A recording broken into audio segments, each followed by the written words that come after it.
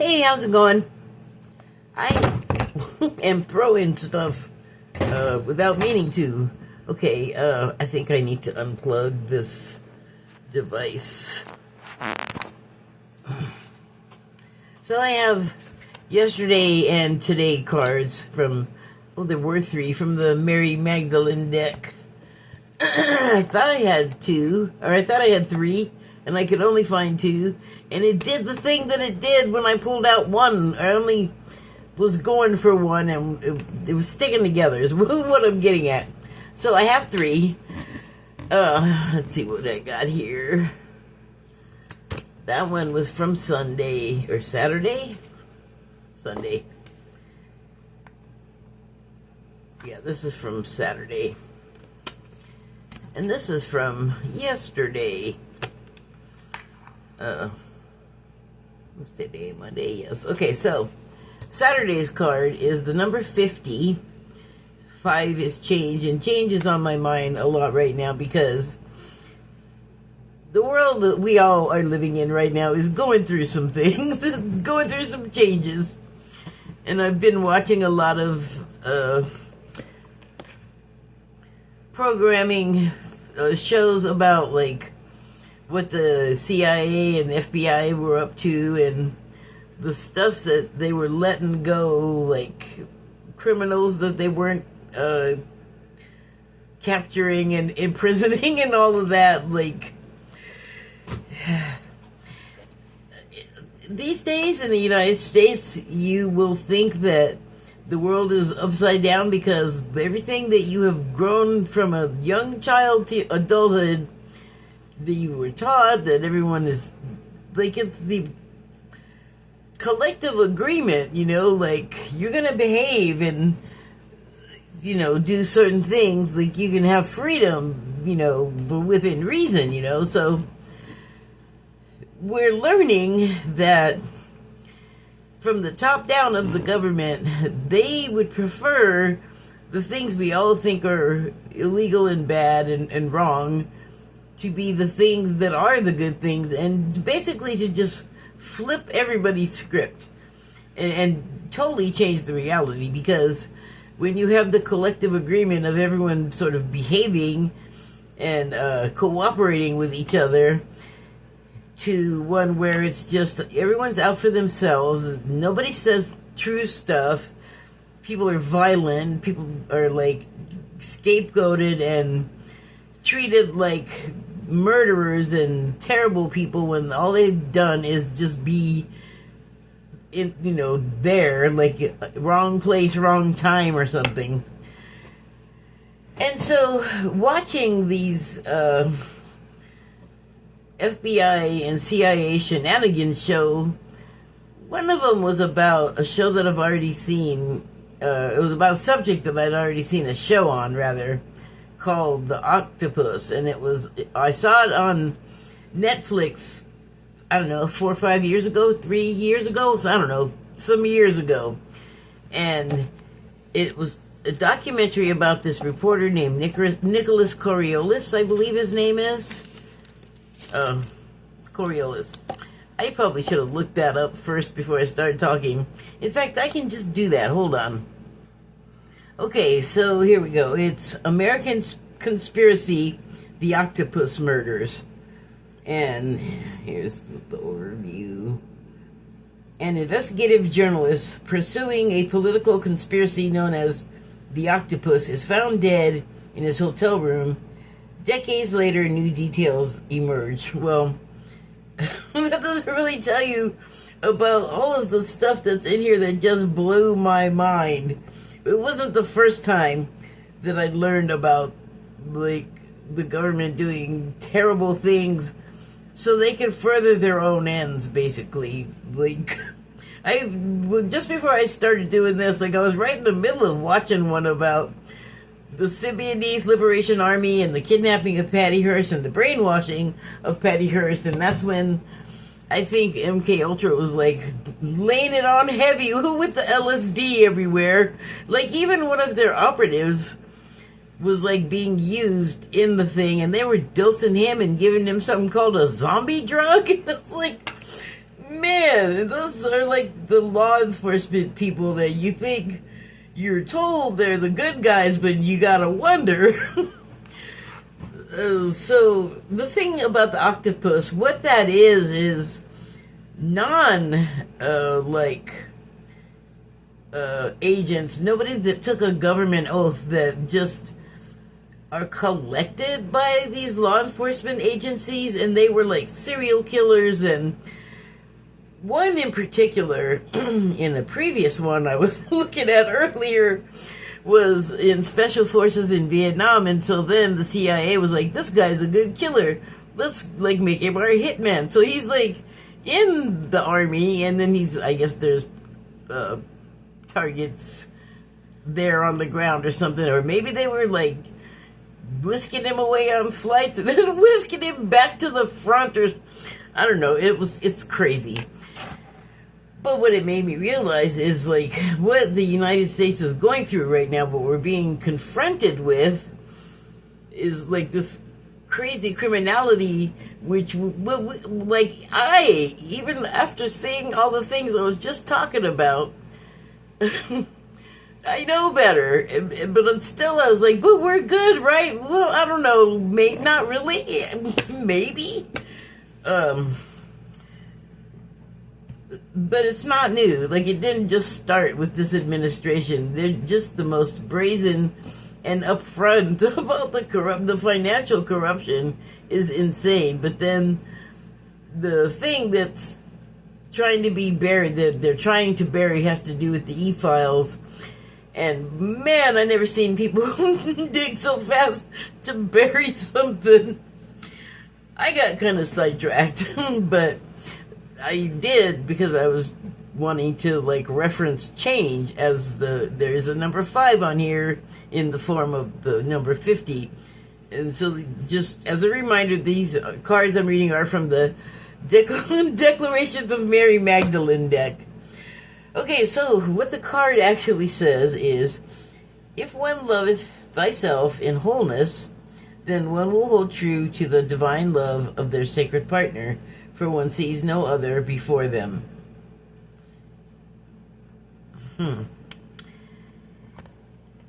So I was talking about this last video, maybe the one before it, and I was talking about how the twin flames become that way, or like they find their way to each other.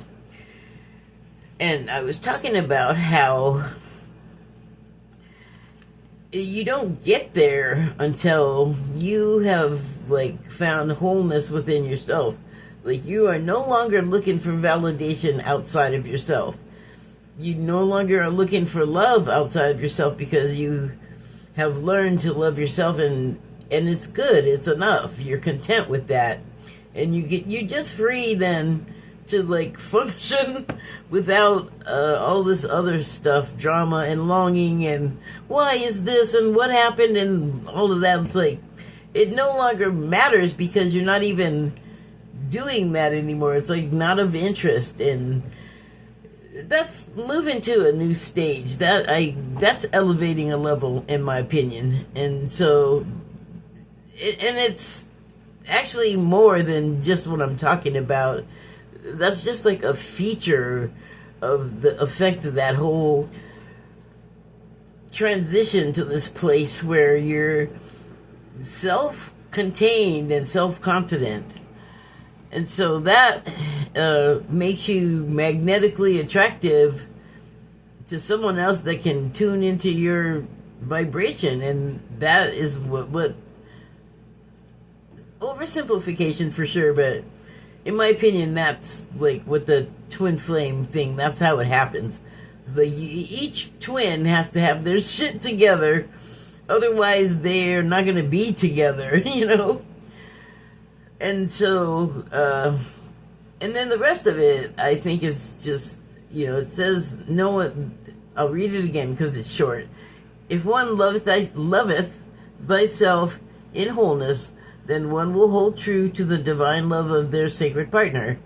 So you stay like that way, that self-contained, self-content way, where you love yourself, and it makes you so much more lovable to the other person who matches your vibration, as well as other people, I think, too. Like, I don't think other people are missing that particular change, because it's, even if they haven't, like, reached it themselves, they recognize something there, you know, like the transition, I guess, makes some kind of impression that people can pick up on.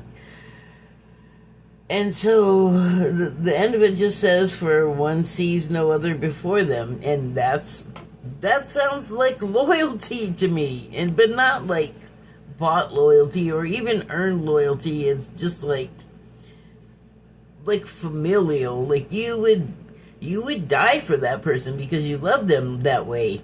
Okay, next card is number 17. Adds up to an 8. I'm just gonna go with strength on that one. As a general term, strength for you, making your way through your activities, whatever resistance or hurdles you might meet, you have the strength within you, along with, like what I was saying, that's one of those one of the things that you contain inside of yourself is strength. But you have to, just like you don't want to show an animal fear, you also can't show yourself fear. Like if you're talking about strength in that way, like meeting a challenge that is fearful or dangerous or something, you have to draw upon a well of strength, and you're not going to go somewhere with a shovel in the moment. You're like standing on the crumbling cliff, and you have to make like a decision, or like several in rapid succession, to save your ass as you fall. So, yeah, you gotta look for that strength within yourself, because you can't be all calling Uber strength. Like, ain't nobody got time for that. Okay, so the card reads, "You are your own church, for your kingdom is within you." We're like pretty complete. We just have to like remember and realize it. Okay, I don't know if I'm having a hot flash or what. It's hot. Okay, so yeah, this was the Sunday card, but I love how it's all talking about you got it all on board, everything, like you're some kind of human suitcase or something. Okay, and so the last one is number 37, which adds up to a 10, which is 1. You take away the 0 because it has no value. And then the 1 is the master number, and the master is someone who can do these things, who can realize and use the contents of their suitcase with intent, you know, like knowing that you have this capability, you have the desire to do it, you have everything else, just you can do it. Like, once you decide that you're gonna like undertake something, you're equipped, you have everything you need to go do that thing successfully. You just, you know, that's just what your mindset has to be. So the card reads, "To see with the eyes of the heart is to see beyond time, space, and reality."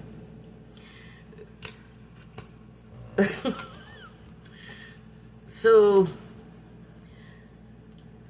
something else I was looking at earlier was, actually I could link it because it's kind of topical information, but it was a man giving a speech. I don't recall the name, so I'm going to link it. But, he was giving a speech about what's happening, and I have talked about this before, like when I've referred to the Luciferian agenda. So he talks about that, but what he also talks about is how the wool was over our eyes about the Garden of Eden and Eve and humans, and this is something that I have also come across on my own. Like, I like to sometimes watch these Bible scholars that are sort of questioning everything, and they're not just like televangelists that are saying popular stuff from the Bible and basically using it to control and to teach other people how to control other people, like in their families or their workplaces or whatever. And so, what he's talking about is not that. He's talking about the like original intention of the words, like the stuff that got banned, the stuff that doesn't want you to know that you're God inside, that you are literally like a dandruff of God. You are a flake.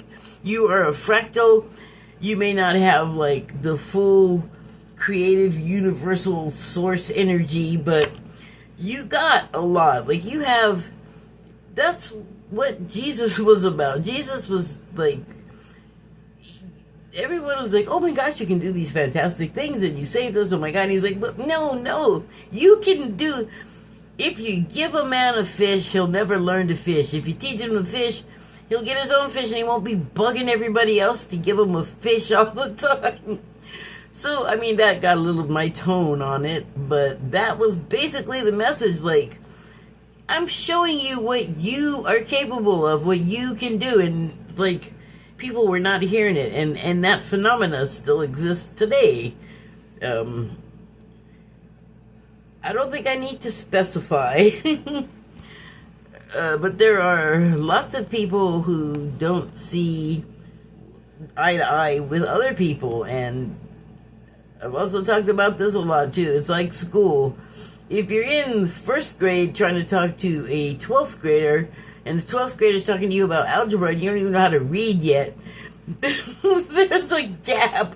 There's like a dissonance. Like somebody is not going to understand what the other person is talking about.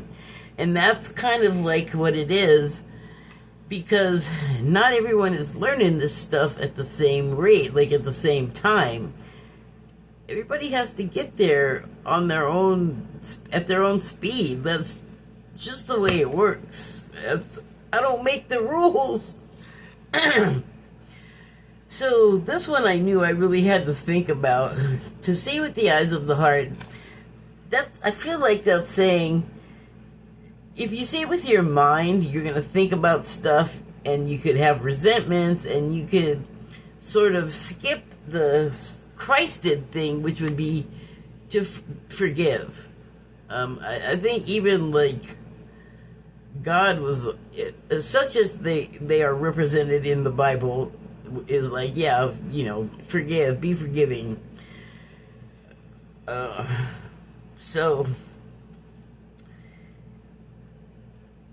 I feel like seeing with the eyes of the heart is to get away, get rid of, oh yeah, get it away. All of the harshness and the sort of what we see right now, because like whatever the disagreement, whatever, well, that's usually what it comes down to, especially when it's just average person to average person. But